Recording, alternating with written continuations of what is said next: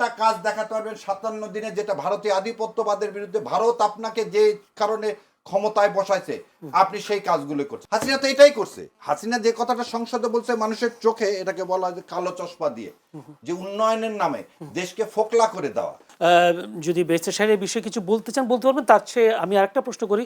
আপনি কোন একটি অনুষ্ঠানে বলেছেন প্রধানমন্ত্রী তারেক রহমানের সুইচ অন্য কারো হাতে, কিসের ভিত্তিতে, কিভাবে বলেছেন আপনি? আচ্ছা, প্রথমে বলে নি ভাইয়ের কথাকে অ্যাডপ্ট করি। জি। সংবিধান লঙ্ঘন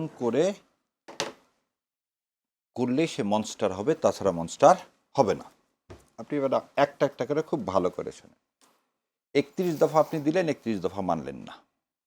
31 দফার প্রথম দফায় সংস্কার, আমি দফাওয়ারি গেলে আমি দেখা দিতে পারবো। আচ্ছা, জুলাই সনদ মানলেন না, গণভোট মানলেন না, বিশেষ কমিটির রিপোর্ট, এটা বিশেষ কমিটির রিপোর্ট, এই বিশেষ কমিটির রিপোর্টে সদস্য কতজন? সদস্য হচ্ছে 13 জনের মধ্যে 11 জনই হচ্ছে বিএনপির। বিশেষ কমিটির 10 নম্বরে ছিল 15টা অধ্যাদেশ এই খতে। সেদিন এটা জিজ্ঞাসা করছে সালাউদ্দিন সাহেবকে সাংবাদিকরা, উনি উত্তর দিতে পারেননি। বিশেষ কমিটির রিপোর্ট মানেননি। আপনি কি করছেন? 64টি জেলায় 15 খতে কি আছে যদি একটু খুলে বলতে? 15 খতে আছে হচ্ছে 15টি অধ্যাদেশ সংশোধিত আকারে সংশ্লিষ্ট মন্ত্রণালয়ের মাধ্যমে সরকার বিল উত্থাপন করবেন। কোথায়? ওই 30 দিনের মধ্যে। সেটাও করলেন না। আপনি সমস্ত সিটি কর্পোরেশনে আপনার দলের লোককে বসালেন।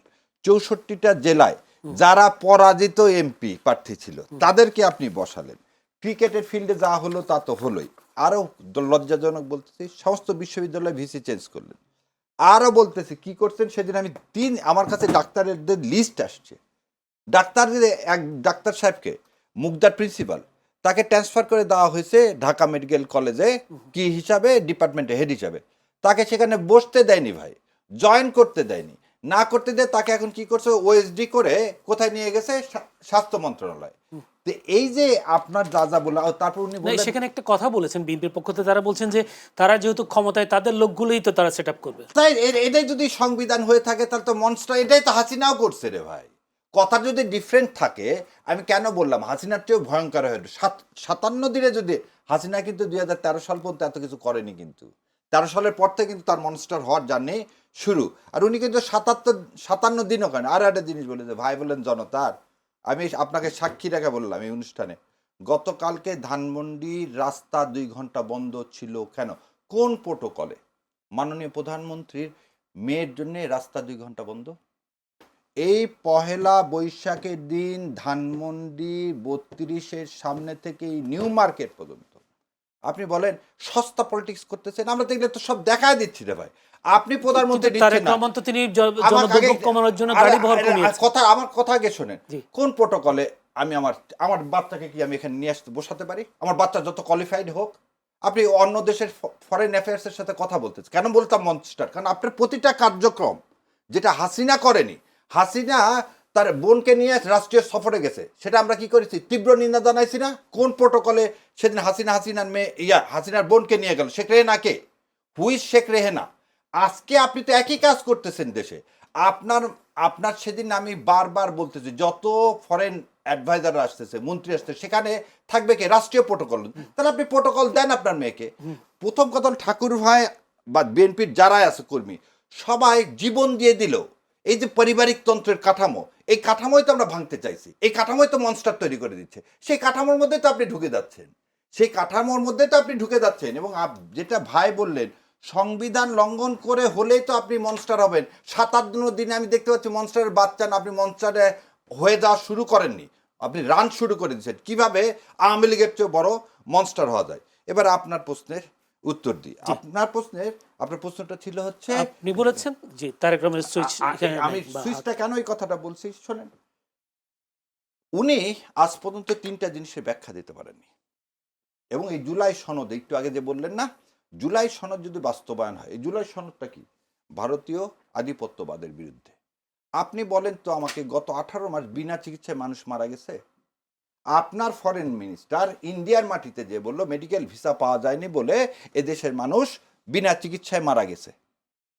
আপনার ফরেন মিনিস্টার, আপনি যে দেশে নিজেদের সারের জন্যে, আপনি যদি কালকে ইন্ডিয়ার পেপার দেখেন, সারের জন্য যেন হাহাকার কৃষক বিদ্রোহ শুরু হয়েছে, আপনি সেই দেশ থেকে সার চাচ্ছেন।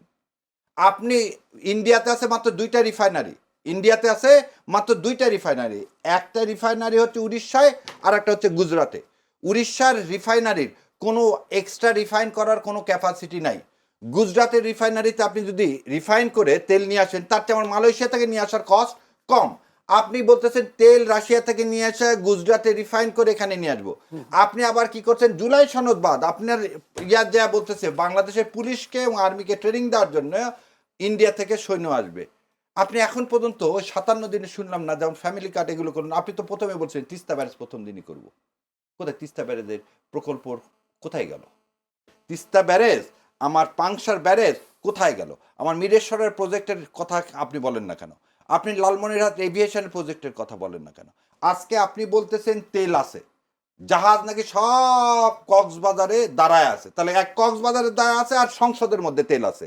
আর আমরা সারাদিন যারা একটা পাম্প দেখে, আমি গতকালকে গেছি ব্রাহ্মণবাড়িয়া, আমি ব্রাহ্মণবাড়িয়া গেছি আসছি রিক্স নিয়ে, একটা রাস্তায় আমি ভাবছি ঢাকার মধ্যে হয়তো ক্রাইসিস, ঢাকার বাইরে একটা পেট্রোল পাম্প আমি খোলা পাইনি। লাইন তো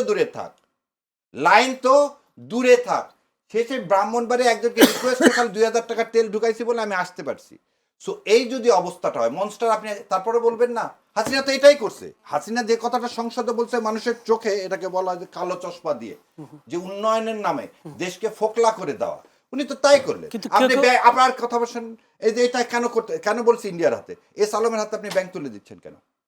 এস আলমের হাতে আপনি ব্যাংক অধ্যাদেশ যে করলেন, করে এই যে করলেন যে এদের হাতে ব্যাংক ফিরে দেওয়া, আপনি এস আলমের হাতে ব্যাংক তুলে দিচ্ছেন কি কারণে? কেন আমি বলতেছি ইন্ডিয়ার হাতে এই বাটন? আপনার একটা কাজ দেখান তো ভারতীয় আধিপত্যবাদের বিরুদ্ধে, একটা কাজ দেখাতে পারবেন 57 দিনে যেটা ভারতীয় আধিপত্যবাদের বিরুদ্ধে ভারত আপনাকে যে কারণে ক্ষমতায় বসাইছে, আপনি সেই কাজগুলো করছেন। আপনি সংবিধানকে বাইপাস করে আবার সে একদলীয় শাসন ব্যবস্থা কায়েম করতে চাচ্ছেন। ইটস এ নতুন ফর্ম অফ বাকশাল। ভাইজি একটু আগে বললেন আপনি একদলীয় কারণ বলছেন, আমি মেজরিটি পাইছি অতএব সব জায়গায় আমার লোক বসাই দেবো, এটার নাম গণতন্ত্র? জি, একটু উত্তরটা শুনে আসি মোশাররফ আহমেদ ঠাকুর।